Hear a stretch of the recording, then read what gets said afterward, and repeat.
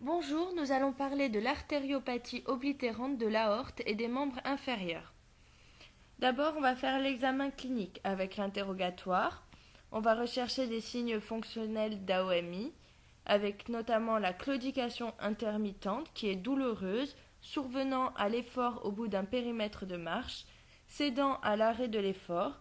On n'a pas d'argument pour une claudication médulaire, le plus souvent liée à une myélopathie cervico-arthrosique, qui est une claudication indolore avec une faiblesse et une fatigabilité des membres inférieurs et un syndrome pyramidal et des troubles sphinctériens.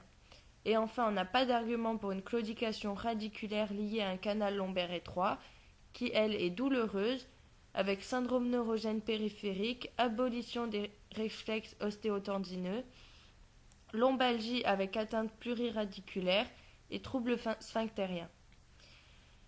Dans les autres signes fonctionnels d'AOMI, on peut avoir des douleurs de décubitus et on peut avoir une dysfonction érectile. Il faut rechercher les facteurs de risque cardiovasculaire, le tabac notamment.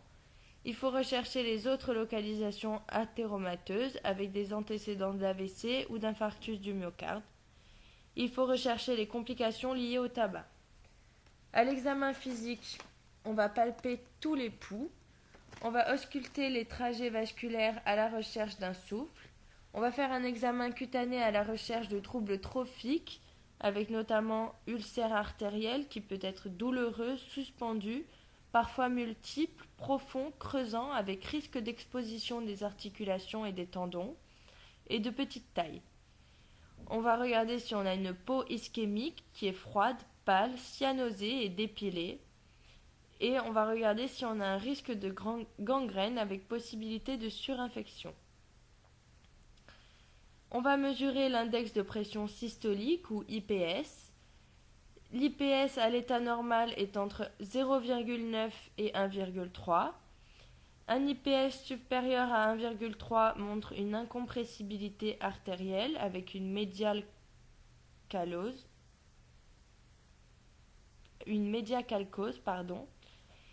Un IPS entre 0,75 et 0,9, ça va être une AOMI bien compensée. Un IPS entre 0,4 et 0,75, ça va être une AOMI peu compensée. Et un IPS inférieur à 0,4, on aura une AOMI sévère. Si on a un IPS de cheville supérieur à 1,3, il faut réaliser un IPS du premier orteil et s'il est inférieur à 0,7, on a une artériopathie oblitérante des membres inférieurs. Il faut rechercher les complications avec des signes d'ischémie aiguë des membres inférieurs sur artère pathologique. Les classifications. On a la classification de Leyrich et Fontaine avec 4 stades. Le stade 1, c'est l'abolition d'un pouls sans signe fonctionnel. Le stade 2, c'est la claudication intermittente sans douleur de repos. Le stade 3, c'est la douleur de décubitus. Le stade 4, c'est la présence de troubles trophiques. Et enfin, on a la classification HAS, c'est l'ischémie d'effort asymptomatique avec un IPS inférieur à 0,9 ou une abolition d'un pouls sans manifestation clinique. Ischémie d'effort symptomatique avec un IPS inférieur à 0,9 ou abolition d'un pouls avec manifestation clinique. Et on a l'ischémie persistante chronique avec douleur de décubitus ou trouble trophique avec pression systolique inférieure à 50 à la cheville et ou 30 à l'orteil.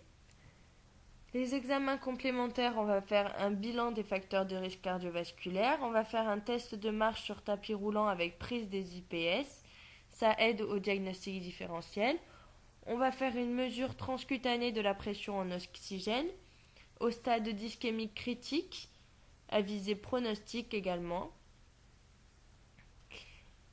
On va faire un bilan des localisations de la maladie athéromateuse avec échographie Doppler artérielle des membres inférieurs, évaluation de la sévérité des sténoses, état d'aval, on va voir s'il y a une circulation collatérale, et on va voir l'état de la plaque athéromateuse, sa topographie, son étendue.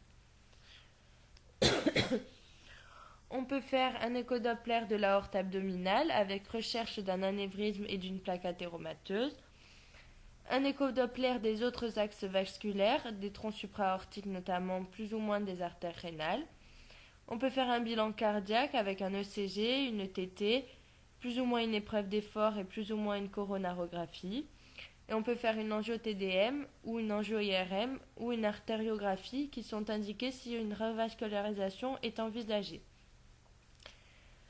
Le bilan de l'intoxication tabagique est à faire aussi par radiographie du thorax et EFR. Le traitement, ça va d'abord être une prise en charge des facteurs de risque cardiovasculaire à tous les stades, avec arrêt du tabac important, avec aide au sevrage et des règles hygiéno-diététiques. Dès le stade 1, donc patient asymptomatique, on va donner des statines systématiquement, même en l'absence de dyslipidémie, des IEC systématiquement et un antiagrégant plaquettaire non systématique à ce stade en fonction du risque cardiovasculaire global. Dès le stade d'ischémie d'effort, on va donner des statines, plus des IEC. Un antiagrégant plaquettaire, ça va être l'aspirine 75 à 160 mg ou clopidogrel 75 mg. On va faire une réhabilitation à la marche et une revascularisation en cas d'échec à 3 mois des mesures précédentes et de lésions menaçantes, soit un traitement endovasculaire par angioplastie transluminale, soit un traitement chirurgical par pontage. Et enfin, au stade d'ischémie permanente ou critique, on va faire une revascularisation en urgence pour sauvetage du membre, voire amputation si échec. Voilà, c'était tout sur l'artériopathie oblitérante de l'aorte et des membres inférieurs.